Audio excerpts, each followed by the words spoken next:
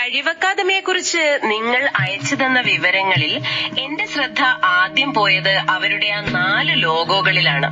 ഒറ്റനോട്ടത്തിൽ വളരെ സിമ്പിൾ ആണെന്ന് തോന്നുമെങ്കിലും ഒരു സ്ഥാപനത്തിന്റെ മുഴുവൻ ആശയവും അവരുടെ ഒരു ആത്മാവ് തന്നെ ഈ 4 ചിത്രങ്ങളിൽ ഒളിപ്പിച്ചു വെച്ചിട്ടുണ്ടെന്ന് എനിക്ക് തോന്നി. അതൊരു നല്ല നിരീക്ഷണമാണ്. ഒരു രഹസ്യ കോഡ് പോലെ. നമുക്കിതൊന്ന് പൊളിച്ചു നോക്കിയാലോ? തീർച്ചയായും. പലപ്പോഴും ലോഗോകൾ വെറും ഭംഗിക്ക് വേണ്ടി മാത്രമാകാറുണ്ട്, അല്ലെ? പക്ഷെ ഇവിടെ അങ്ങനെയല്ല. ഓ ചിഹ്നവും അവരുടെ പ്രവർത്തനത്തിന്റെ ഓരോ ഘട്ടമാണ്. പ്രശ്നം കണ്ടെത്തുന്നത് മുതൽ അതിനൊരു സാമൂഹിക പരിഹാരം കാണുന്നത് വരെയുള്ള ഒരു മുഴുവനായ യാത്ര. അതെ, ആ യാത്ര തുടങ്ങുന്നത് തന്നെ അല്പം ഞെട്ടിക്കുന്ന ഒരു ചിത്രത്തിൽ നിന്നാണ്. ആദ്യത്തെ ലോഗോ സർവേ ഓൺ സ്ട്രഗിൾസ്.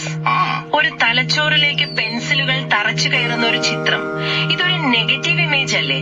എന്തിനാണ് ഒരു സ്ഥാപനം ഇത്ര തീവ്രമായ ഒരു ചിത്രത്തിൽ നിന്ന് തുടങ്ങുന്നത്? കാരണം അവർ സംസാരിക്കുന്നത് അത് തീവ്രമായ യാഥാർത്ഥ്യത്തെ കുറിച്ചാണ്. ശരിയാണ്. ഇന്നത്തെ കുട്ടികളും യുവാക്കളും അനുഭവിക്കുന്ന ആ ഒരു പഠനഭാരം, പരീക്ഷാ പേടി, വിഷാദം, അതിനെ വെറുതെ ഭംഗിവാക്കുകൾ കൊണ്ട് പറയുന്നതിൽ അർത്ഥമില്ല. ഈ ചിത്രം ആ വേദനയെ വളരെ സത്യസന്ധമായി കാണിക്കുന്നുണ്ട്. എന്തിനാണ് ഞാൻ പഠിക്കുന്നത് എന്ന ചോദ്യത്തിന്റെ ഭാരം മുഴുവൻ ആ ചിത്രത്തിലുണ്ട്. അപ്പോ ഈ സർവേകളിലൂടെ ഇതുപോലുള്ള യഥാർത്ഥ പ്രശ്നങ്ങൾ കണ്ടെത്തുക, അതാണ് അവരുടെ ആദ്യത്തെ പടി. അപ്പൊ പ്രശ്നം കണ്ടെത്തി അതിന്റെ ആഴം മനസ്സിലാക്കി പിന്നെ പരിഹാരം എവിടുന്ന് വരും?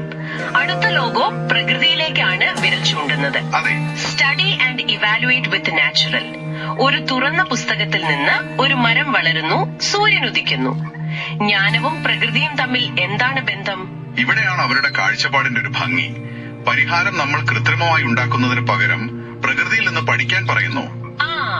അതിന്റെ ചുറ്റുപാടുകളുമായി ചേർന്ന് വളരുന്നത് അതേപോലെ ശാന്തമായി വളരാൻ യോഗ സഹായിക്കും. അവരുടെ സിലബസില് ഭക്തി, കർമ്മ, ജ്ഞാന, രാജയോഗ മാർഗങ്ങളെല്ലാം ഉൾപ്പെടുത്തിയിട്ടുണ്ട്. ആ 4 യോഗമാർഗങ്ങൾ, അതായത് അറിവിലൂടെയും പ്രവൃത്തിയിലൂടെയും സമർപ്പണത്തിലൂടെയും പിന്നെ മനസ്സിനെ നിയന്ത്രിക്കുന്നതിലൂടെയുമുള്ള വഴികൾ അല്ലെ? കൃത്യം. പഠനം പുസ്തകത്തിൽ ഒതുങ്ങുന്നില്ല, അത് ജീവിതത്തിന്റെ എല്ലാ മേഖലകളിലേക്കും എത്തുന്നു. പ്രകൃതിയിൽ നിന്ന് പഠിച്ചു, സ്വയം മനസ്സിലാക്കി. അടുത്ത ഘട്ടം ആ അറിവ് ഉപയോഗിച്ച് പ്രശ്നങ്ങളെ നേരിടുക എന്നതാണ്. അതാണോ 3ാമത്തെ ലോഗോ സോൾവ് വിത്ത് സ്കിൽസ് പറയുന്നത്? അതെ.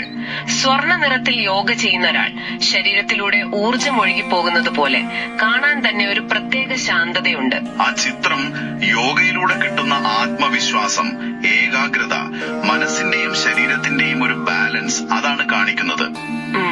പകരം അവനവന്റെ ഉള്ളിൽ നിന്ന് തന്നെ കണ്ടെത്തുക. സ്നേഹവും ബഹുമാനവും സന്തോഷവും നിറഞ്ഞ ഒരു ജീവിതം സ്വയം ഉണ്ടാക്കിയെടുക്കാനുള്ള ഒരു ശക്തി നേടുക. ഇത് വളരെ പ്രധാനപ്പെട്ട ഒരു കാര്യമാണല്ലേ? നമ്മൾ എപ്പോഴും പരിഹാരങ്ങൾക്കായി പുറത്തേക്കാണല്ലോ നോക്കുന്നത്. അതെ. അപ്പോ വ്യക്തിപരമായ പ്രശ്നങ്ങൾ പരിഹരിക്കുന്നതിൽ നിന്ന് നമ്മൾ എങ്ങോട്ടാണ് പോകുന്നത്? അതാണോ കഴിവ് അക്കാദമിയുടെ പ്രധാന ലോഗോ വ്യക്തമാക്കുന്നത്? കൃത്യമായി. വ്യക്തിപരമായ മാറ്റം അത്യാവശ്യമാണ്, പക്ഷെ അത് അവിടെ തീരുന്നില്ല. പ്രധാന ലോഗോ ഒരു വീടിന്റെ രൂപത്തിലാണ്. അതിൽ പച്ചയും ചുവപ്പും നിറത്തിലുള്ള 2 ചക്രങ്ങളുണ്ട്. പച്ച വലുതും ചുവപ്പ് ചെറുതുമാണ്.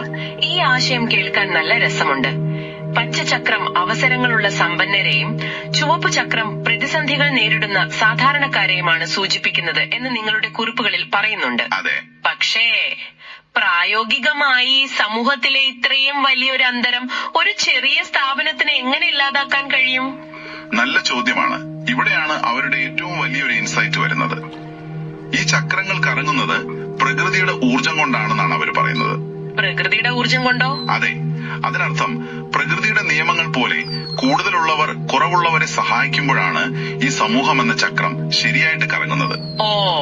പല സാമൂഹിക സംരംഭങ്ങളും വ്യക്തികളെ സഹായിക്കും, പക്ഷെ ആ സിസ്റ്റത്തെ മാറ്റാൻ ശ്രമിക്കില്ല.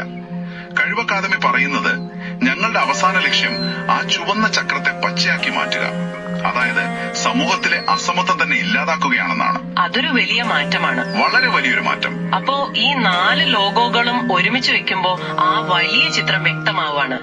ഒരു വ്യക്തിയുടെ മാനസിക സമ്മർദ്ദത്തിൽ നിന്ന് തുടങ്ങി പ്രകൃതിയിൽ നിന്നും പഠിച്ച് ആന്തരിക കഴിവുകൾ വികസിപ്പിച്ച് ഒടുവിൽ സാമൂഹിക അസമത്വം ഇല്ലാതാക്കുക എന്ന വലിയ ലക്ഷ്യത്തിലേക്ക് എത്തുന്നു.